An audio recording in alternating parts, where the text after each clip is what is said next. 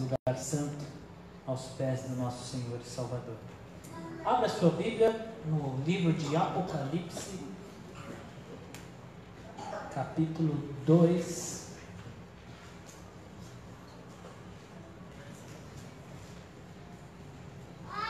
O que você pensa quando fala em Apocalipse? O que vem à sua mente? Quando falamos Apocalipse, meteoros caindo na terra? É o fim mesmo. Maranata. Maranata. O que te lembra este livro, Apocalipse? Terminal. O que é? Terminal? Final. Final. Revelação. Terminação. Revelação. É o quê? Revelação. Revelação. Muito bem. Revelação, é isso que significa Apocalipse. Revelação de Jesus Cristo. Esse de Jesus Cristo, ele tem os dois sentidos. Você vai encontrar este de, né, que tanto serve para dizer que é Cristo falando, é de Jesus Cristo, por intermédio de Jesus Cristo. É o próprio Cristo quem faz as citações, dele que narra para que João escreva a carta do Apocalipse. E também é de Jesus Cristo, porque é a respeito de Jesus Cristo. A palavra Apocalipse vem da palavra descortinar. É como um teatro, né, que tem lá a sua cortina fechada. Esse momento que a cortina se abre em um cenário, né, é Apocalipse, é descortinar. E nesse descortinar, Jesus, ele é tanto o narrador, né, o apresentador, aquele que vem apresentar o que vai ser mostrado, e quando as cortinas se abrem, é Jesus Cristo que está lá para ser mostrado. Então, é a revelação de Jesus Cristo nos dois sentidos. Então, nós vamos falar sobre Jesus Cristo, sobre aquilo que Ele é. Diz assim, Apocalipse capítulo 2, verso 1: Ao anjo da igreja em Éfeso, escreva: Estas são as palavras daquele que tem as 7 estrelas em sua mão direita e anda entre os 7 candelabros de ouro. Conheço as suas obras e o seu trabalho árduo e a sua perseverança. Sei que você não tolera ou não pode tolerar homens maus, que pôs à prova os que dizem ser apóstolos, mas não são, e descobriu que eles eram impostores. Você tem perseverado e suportado sofrimento por causa do meu nome e não tem desfalecido. Contra você, porém, tenho isto: você que abandonou o seu primeiro amor. Lembra-te de onde caiu, arrependa-se e pratique as obras que praticava no princípio. Se não se arrepender, virei a você e tirarei o seu candelabro do seu lugar. Na versão King James diz assim sobre o último verso: Recorda-te, pois, de onde caíste, arrepende e volta à prática das primeiras obras. Portanto, se não se arrepender, em breve virei contra ti e tirarei o seu candelabro do seu lugar. Amém?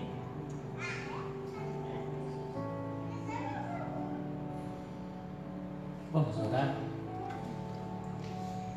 Querido e eterno Pai, estamos aqui, Pai, diante de Ti e da Tua palavra.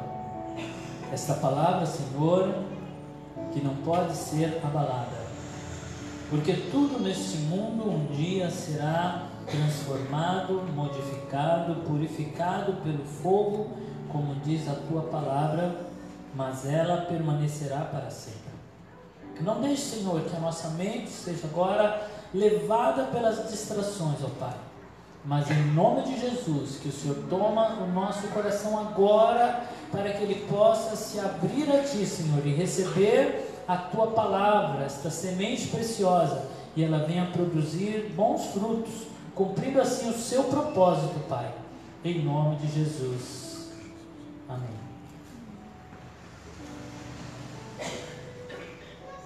A igreja de Éfeso é uma das igrejas que Cristo direcionou uma das cartas. A igreja de Éfeso, nós usamos muito, principalmente o capítulo 6, para falar sobre batalha espiritual, sobre a nossa luta, sobre como se posicionar. Nós usamos a carta de Paulo aos Efésios para nos manter firme diante das lutas que enfrentamos. E Jesus diz que eles realmente seguiram as recomendações paulinas. Eles se portaram e ficaram firmes. Diz assim no verso 2: conheço as suas obras e o seu trabalho árduo e a sua perseverança. Eles não esmoreceram. Eles estavam trabalhando e trabalhando arduamente. Eles estavam empenhados naquilo que eles foram chamados e desafiados. E diz assim: olha, sei que você não tolera homens maus. Então era uma igreja bem posicionada com suas convicções, repudiando o mal. E diz assim: e que pôs à prova os que dizem ser apóstolos e não são. Estava falando que eles também estavam teologicamente corretos.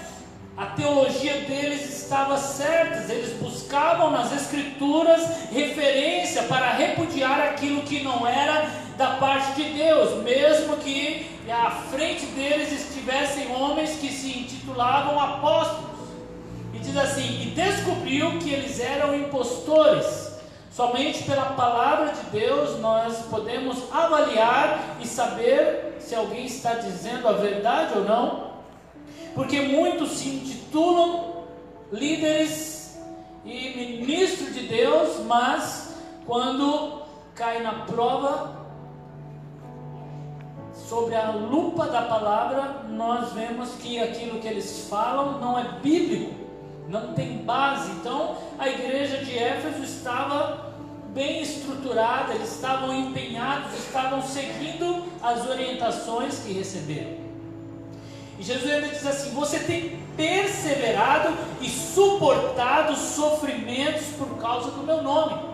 Então, mesmo diante dos sofrimentos, das lutas, eles eram perseverantes, eles continuaram firmes, eles não se entristeciam ou se abatiam na hora que a luta vinha.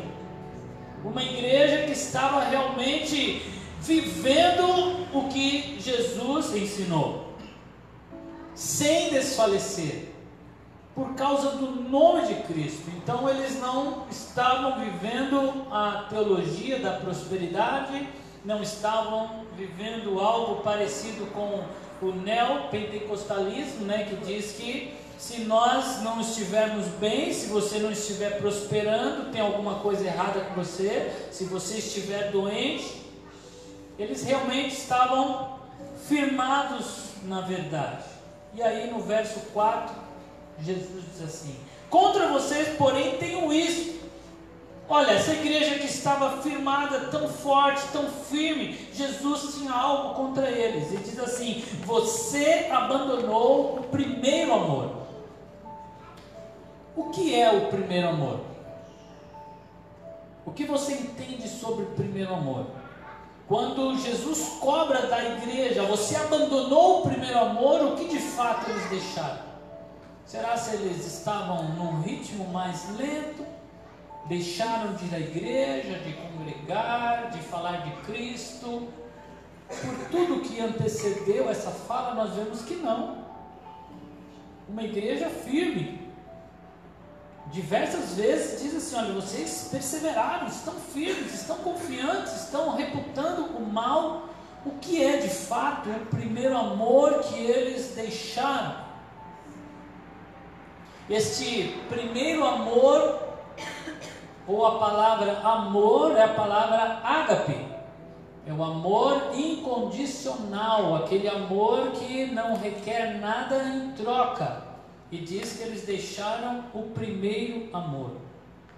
Quando nós ouvimos a palavra primeiro amor, será que existe segundo amor, terceiro amor, quarto amor? O que é deixar o primeiro amor? Como você entende isso?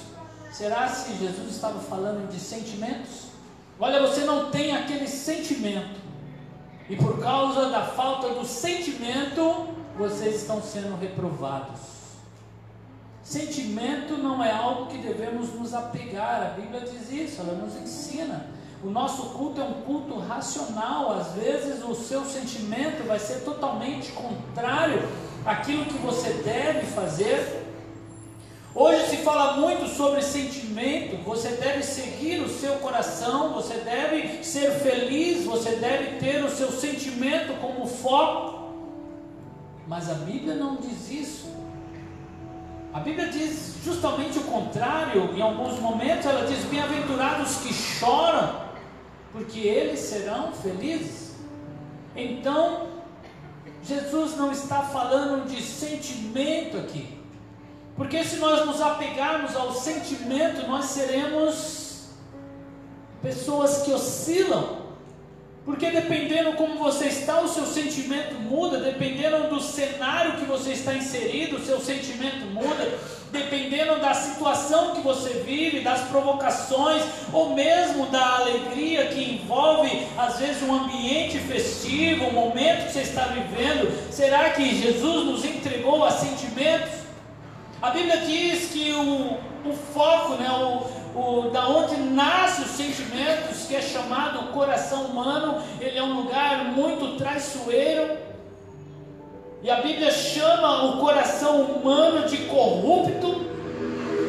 Então Cristo não poderia estar falando aqui de sentimentos. Mas se não é sentimento, é ação, e as ações eles tinham. A igreja parece estar toda certinha naquilo que diz respeito às suas ações, ao seu fervor, à sua continuidade, mas Jesus disse: olha, vocês abandonaram o primeiro amor.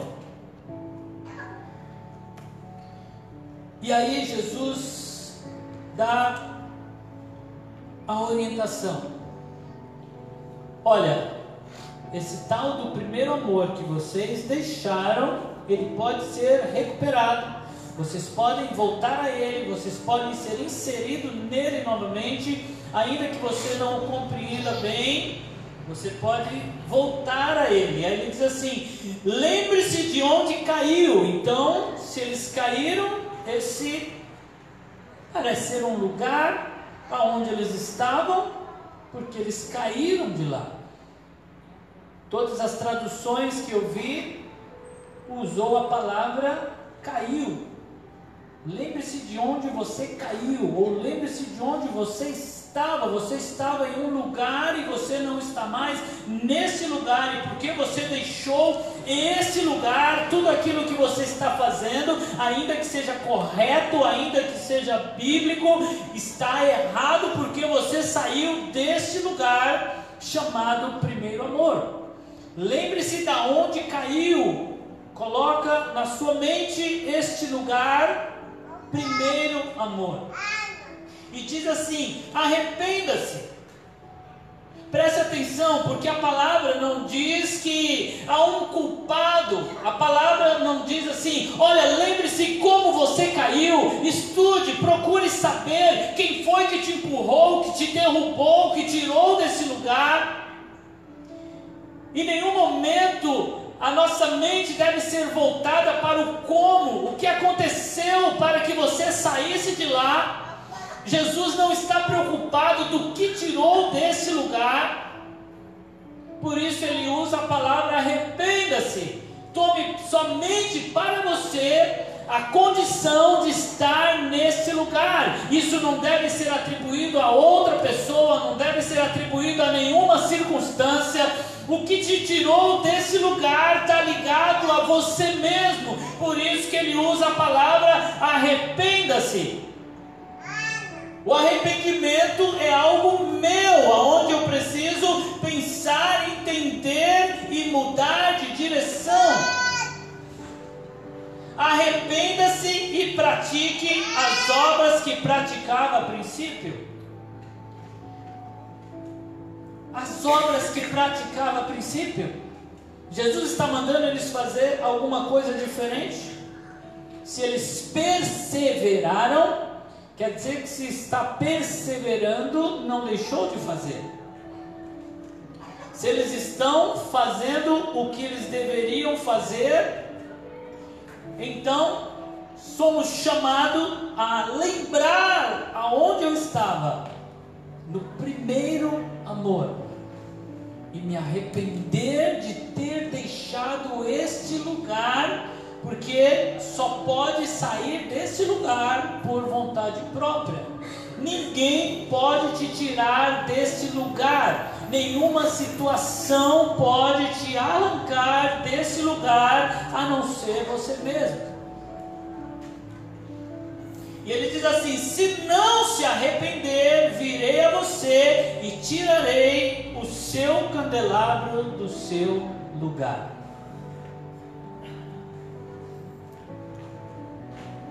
Revelação de Jesus Cristo.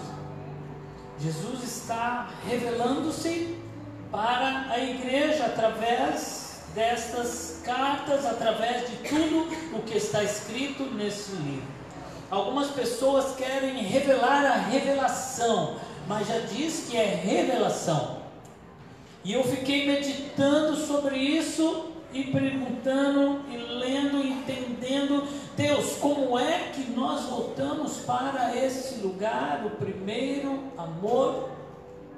O primeiro amor tem a ver com a sua conversão, tem a ver com a sua experiência com Deus, tem a ver com o seu ato de fé, de receber a Cristo como seu Salvador. E como foi cantado aqui, né, este lugar alto não é um endereço. Este lugar é Jesus Cristo. Ele é o lugar. Por isso ele disse assim: eu sou o caminho, a verdade e a vida. Jesus, ele é também a porta. Então ele é a porta e ele é o caminho. Então, quando nós aceitamos a Cristo, nós entramos pela porta e estamos no caminho. Jesus é o caminho, é o lugar por onde você anda por Cristo. Então ele mostra um movimento: eu estou em Cristo, eu estou andando nele, eu estou indo por ele, ele é o caminho que leva ao Pai. Então esse lugar é a trajetória que eu estou caminhando. Então, em algum momento, a igreja deixou de andar pelo caminho, ainda que eles faziam as mesmas coisas. Lembre-se de onde caiu. O texto não diz por quê, também não diz o que. Ele diz apenas: lembre-se de onde, lembre-se do lugar, lembre-se aonde você estava. Lembre-se o que você sentia. Lembre-se da onde é esse lugar. Quando você encontrou Jesus, aquilo que invadiu o seu coração, aquela revelação que vem através do novo nascimento, e você entendeu que naquele momento você foi purificado por Deus, os seus pecados foram perdoados, você se arrependeu da velha natureza, você entrou para uma nova natureza. Então este momento da conversão, ele é marcado no coração de cada um de nós como um recomeço. É como aquele filme Homens de Preto, né? Aquele momento que eles pegam a luzinha e aí dá aquele flash, apagou a memória e a pessoa volta a pensar daquele momento. Então apagou e você começou uma nova vida. Começou uma nova vida por Cristo, uma vida que não é por merecimento seu, uma vida que não tem a ver com o sacrifício seu, não tem a ver com aquilo que você faz, tem a ver com o que Ele fez, com o que Cristo fez. Ele veio e Ele morreu e Ele conquistou algo para nós, e esta conquista de Cristo nos inseriu no seu reino no momento em que nós o recebemos como Salvador. E entender isso, entender esta graça que veio e nos foi dada, é que nos colocou nesse reino. Por isso que nós aceitamos a Jesus Cristo, nós aceitamos o seu plano, nós aceitamos esse caminho. Não tem a ver com o como, qual foi o motivo. Na verdade, não importa o motivo, não importa o que te tirou deste lugar. O propósito aqui é fazer você lembrar desse lugar, lembrar como era estar lá, lembrar do sentimento, lembrar do desejo que tinha.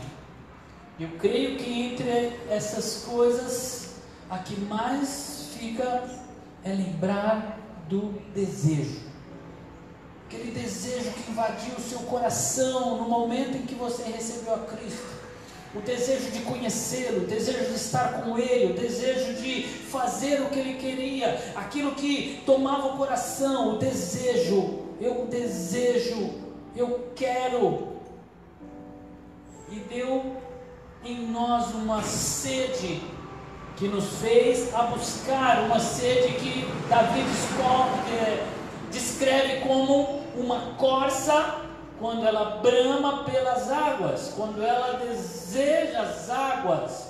Davi também descreve essa sede como uma terra seca, aquela terra que já está rachada e ela precisa de água, o desejo por Deus. E aí Jesus diz, olha, só tem um jeito de voltar, é se lembrar desse lugar, se lembrar dele. Volte a pensar como era no princípio, se lembre desse lugar, se lembre quando você teve a sua experiência com Deus que mudou a sua vida, como é que ficou o seu coração, no que você pensava, o que você sentia, o que era estar no primeiro amor. Se lembre apenas de como é o primeiro amor, como é estar com Cristo, como é saber que você é filho, que você é parte do reino, que você está em algo que é eterno.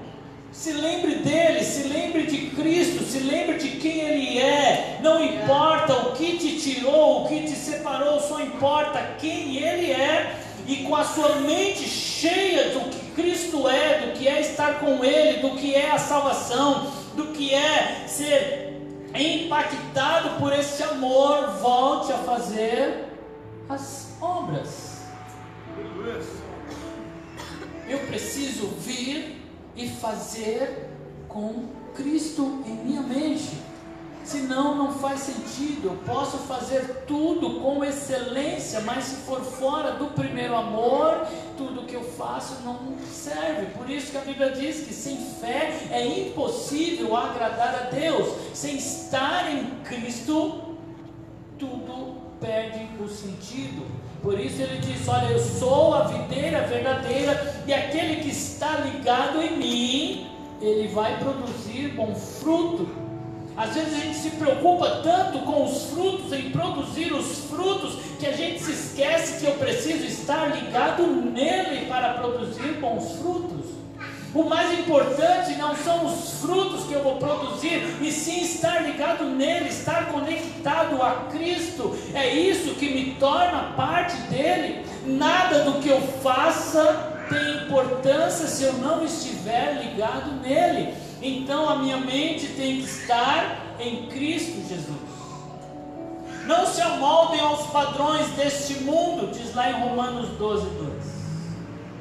Não se conforme, não se deixe levar, mas transforme-se pela renovação da sua mente.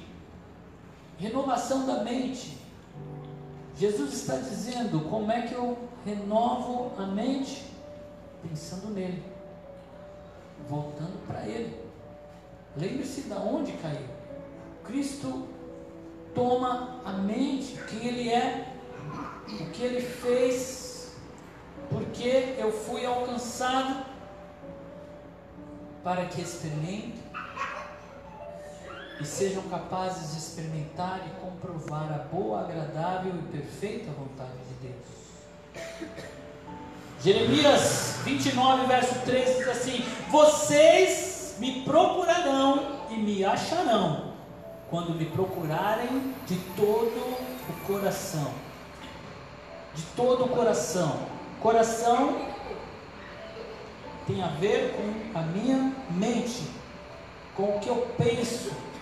Por isso que Jesus diz: lembre-se de onde caiu, lembre-se daquele lugar e faça as obras. Eu falei: é simples assim, Deus? E eu falei: eu quero viver isso, eu quero experimentar isso. E aí, domingo passado, eu falei: vamos lá, lembre-se do primeiro amor e faça. E quando eu coloquei Cristo em minha mente, o que Ele era, minhas experiências com Deus, quando Ele me alcançou, quando Ele me transformou.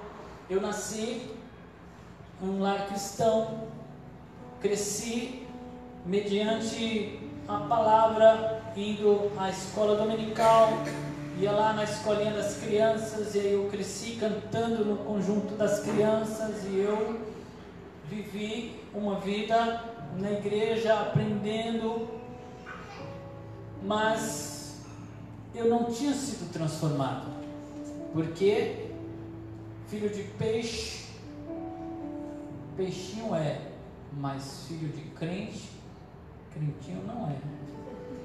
Sabe por quê? Porque Deus não tem netos, Deus só tem filhos. Então não é porque eu sou filho que o meu filho agora é neto de Deus. Não, ele tem que se tornar filho de Deus. Então ele precisa ter a experiência dele com Deus. Ele precisa encontrar Deus. Ele precisa confessar Jesus Cristo como Senhor. E aí ele vai se tornar filho de Deus. Então as crianças precisam também entender. E eu demorei um pouquinho. Eu fui ter o meu encontro com Deus com os meus 15 anos. Em meados dos anos 80, eu tive um encontro com Deus e aquele encontro transformou a minha vida. Foi uma experiência que me marcou, uma experiência simples, não foi no meio de um culto com uma pregação, não foi lendo a Bíblia, não foi num monte. Eu estava, na verdade, fazendo um serviço na igreja. E o Espírito Santo me visitou e eu não entendi aquele sentimento. A princípio parecia uma angústia e eu comecei a me preocupar e eu não entendi aquilo. E eu fiquei me perguntando o que estava acontecendo comigo. O pastor que estava ali conduzindo aquela obra na igreja, ele parou o trabalho, ele desceu, pegou um acordeon e ele começou a cantar hinos. Ele parou o trabalho, desceu e começou a cantar louvores ao Senhor, e aquele ambiente foi ficando cheio da presença de Deus, e eu sem entender o que era aquilo. Eu vi quando entrou um jovem que tinha tido uma experiência missionária, ele voltou avivado, ele entrou na igreja, eu fui lá conversar com ele e falei assim: olha, estou sentindo algo, eu não sei explicar o que é. E ele falou para mim: Cristo marca um encontro com todos e hoje é o seu. O que você está sentindo é o Espírito Santo na sua vida, porque Cristo hoje veio ter um encontro contigo.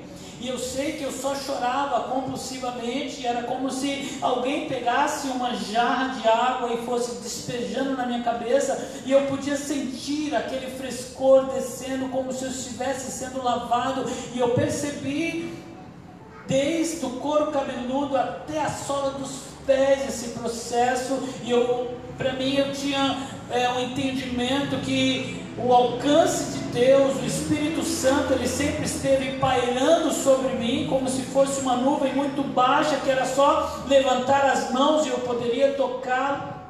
E eu pensava assim: Senhor, o Senhor esteve sempre tão perto, só que eu nunca tinha tocado. E a experiência mudou a minha mente. Eu cheguei em casa, eu peguei a Bíblia e eu comecei a ler a Bíblia e eu comecei a entender. E eu comecei a perguntar para Deus coisas a respeito da palavra, e o Senhor começou a me dizer, e começou a falar comigo, e eu entendi que a minha mente foi renovada, porque o homem sem Deus, ele não compreende as coisas de Deus, mas no momento em que ele se torna filho de Deus, a mente é transformada, e eu vivi claramente. E eu comecei a me relacionar com Deus como eu nunca tinha me relacionado, e Deus falava ao meu coração de forma tão clara, e me revelava coisas tão profundas. Eu não sabia o que fazer com aquilo. Eu simplesmente comecei a viver, e eu me tornei uma outra pessoa. Eu que não era ativo da igreja, eu comecei a participar, comecei a falar de Deus e comecei a buscar a Deus, e a minha vida se tornou isso. E quantas vezes eu desejava voltar a viver aquelas experiências do que para mim era o primeiro amor. Porque você quer fazer depois com a sua própria força, você quer ficar ali de todo jeito. Eu me lembro que eu não via a hora de chegar os dias de culto, e eu corria para o culto, porque eu queria sentir de novo aquilo, e cada vez que eu ia, eu sentia, e cada vez eu sentia mais, e aí eu comecei a buscar a Deus, eu comecei a ter isso como o que era mais importante na minha vida. Sentir Deus. Eu queria sentir Deus, queria sentir o Espírito Santo. Eu lembro que às vezes eu estava indo trabalhar no ônibus e eu começava a pensar em Deus, e as lágrimas vinham no meu rosto. Eu sentia a presença de Deus no meio do ônibus, e às vezes eu me encostava de um lado para que ninguém visse. Mas parece que nós vamos fracassando na nossa tentativa de ser perfeitos, porque eu tinha para mim que eu iria construir algo na minha mente. Eu iria conquistar a salvação, fazendo tudo que era certo, tudo que eu entendia, e cada vez eu me aplicava mais, e aí o meu esforço era interrompido por um descuido, uma escorregada. E parece que as minhas vestes ficaram sujas. Aquela veste que eu ganhei naquele dia agora foi salpicada e tinha sujeira. E eu tentava tirar, e eu pensava: eu não consigo mais voltar para aquele lugar sem antes limpar. E aí entrou em um processo onde eu tentava voltar sozinho para aquele lugar que eu tinha tido o meu encontro. Volte ao primeiro amor. Quando você pensa na sua vida, quais foram os momentos de maior intimidade com Deus? Eles estão para trás? Eles estão presentes? Ou você acha que eles ainda virão? Quando você pensa na sua vida com Deus, o que te vem à mente como ponto alto? Que experiência você viveu com o Espírito Santo? Que momento da sua vida isso foi mais intenso? Às vezes parece que a nossa vida, ela é fases que nós vamos vivendo. Olha, teve uma fase, teve um momento. Nós usamos uma expressão: na minha época. Porque na minha época, aí sim, na minha época. E parece que a nossa época passou. Eu estou vivo. Esta é minha época. A minha época não está lá atrás. Quantas vezes nós nos lembramos e dizemos: na minha época. como se o que nós fomos chamados para viver são fases, mas deve ser uma continuidade, não situações separadas. A proposta é religar, é voltar ao caminho. Aconteceu no princípio e se estende até aqui. Aquela experiência que eu tive com Deus, que mudou a minha vida, ela não foi interrompida só na minha cabeça, que parece que em alguns momentos ela foi interrompida, mas a experiência com Deus, ela não tem interrupções, ela é uma experiência única. Nós fomos ligados a Ele e eu não deixei de estar ligado a Ele, porque eu me tornei filho de Deus, e mesmo quando eu vacilei, eu não deixei de ser filho de Deus.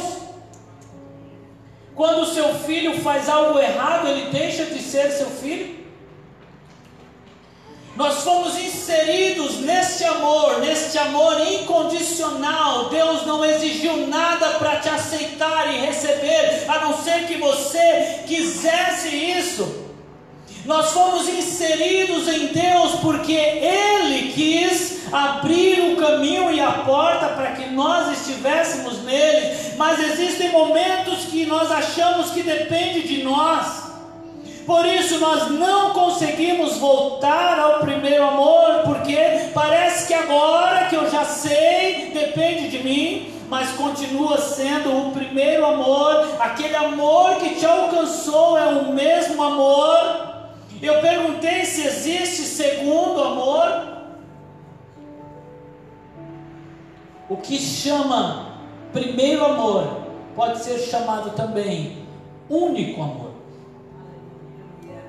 Por que Jesus chama para o primeiro amor? Porque não existe o segundo amor.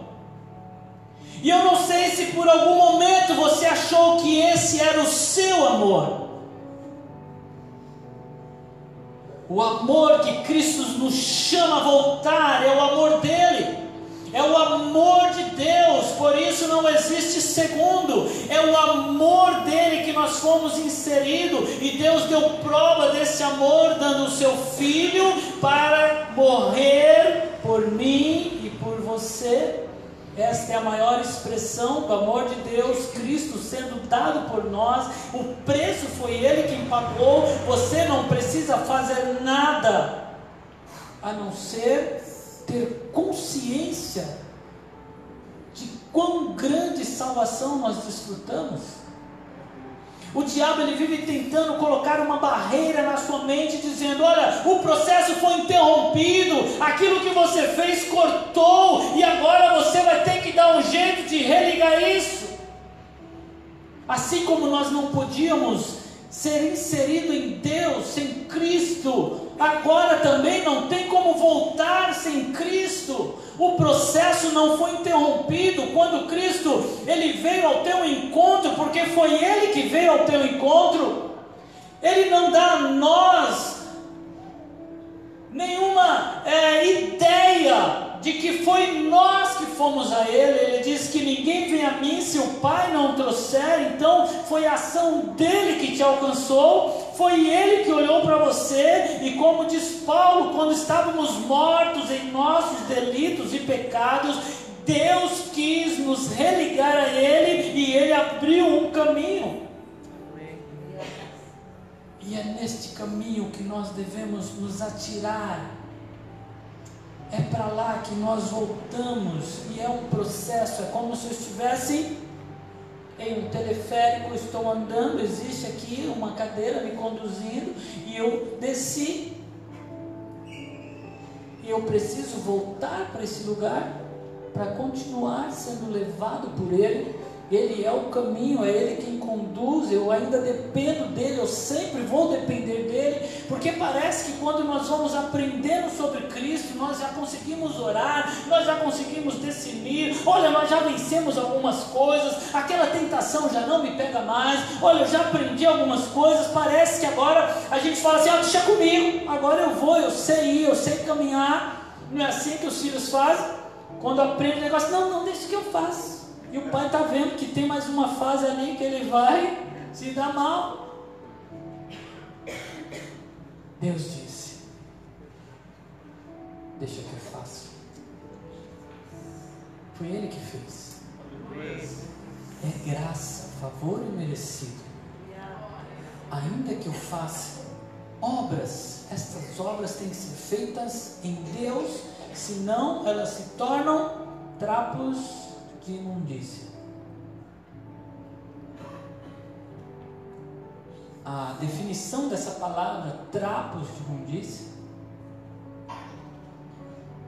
alguns atribuem aos trapos que os leprosos usavam para colocar em suas feridas, aquelas feridas vivas, purulentas, que ficavam soltando excrementos, aqueles trapos que eles colocavam ali.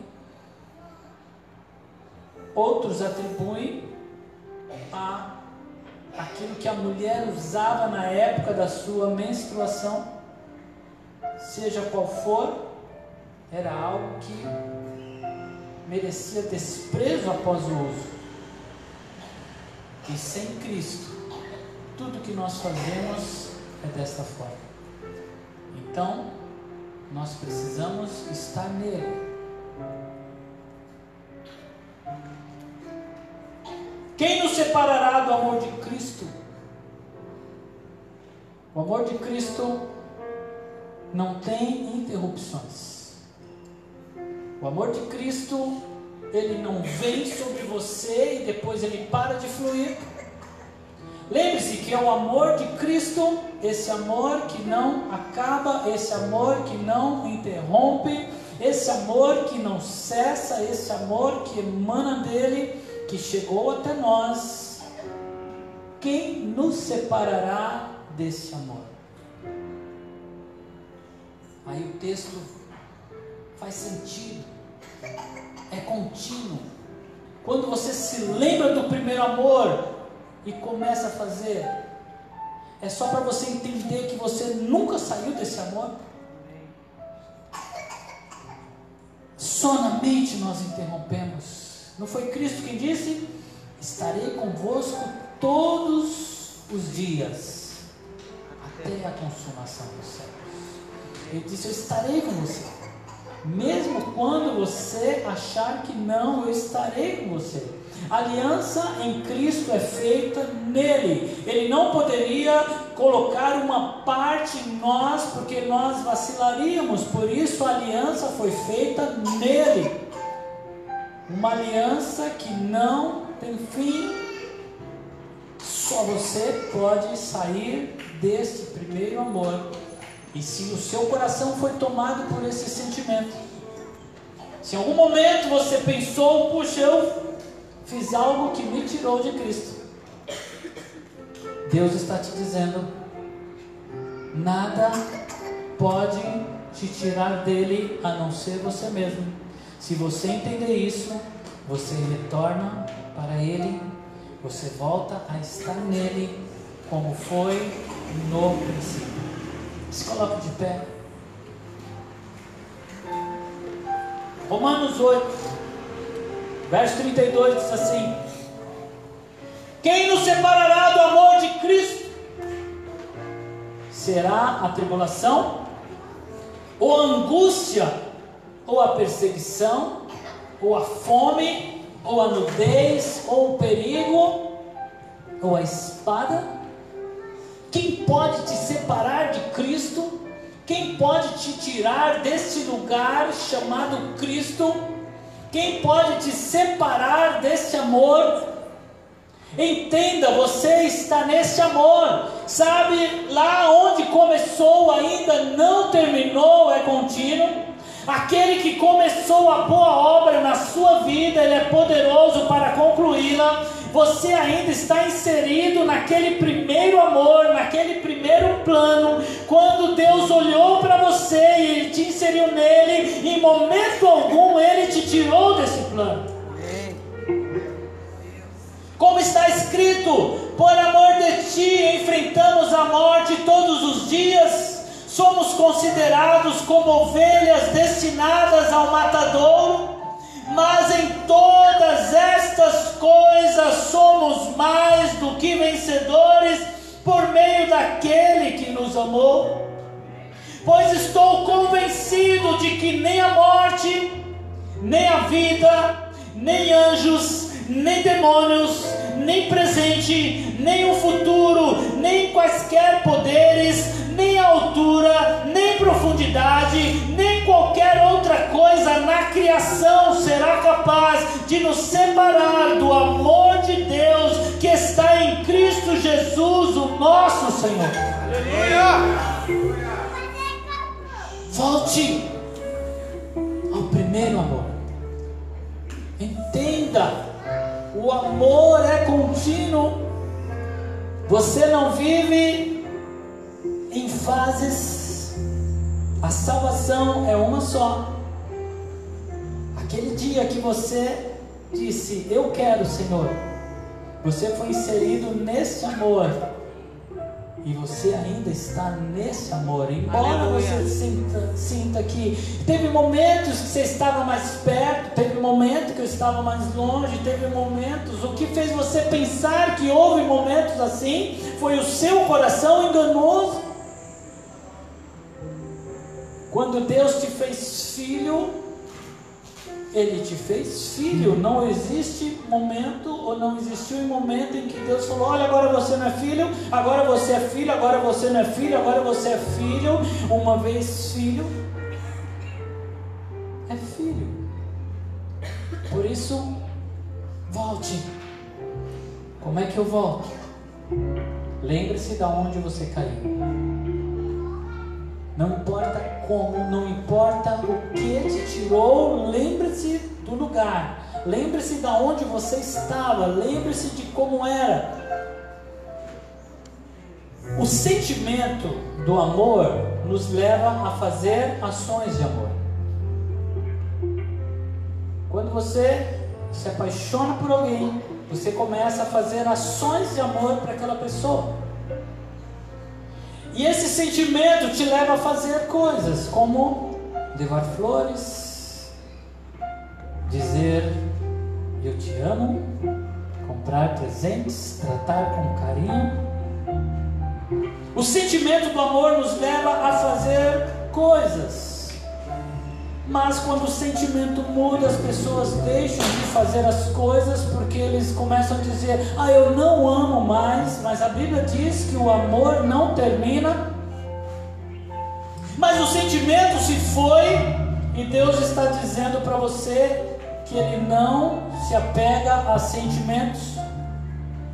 Assim como o sentimento me leva a fazer ações de amor me leva a ter sentimento.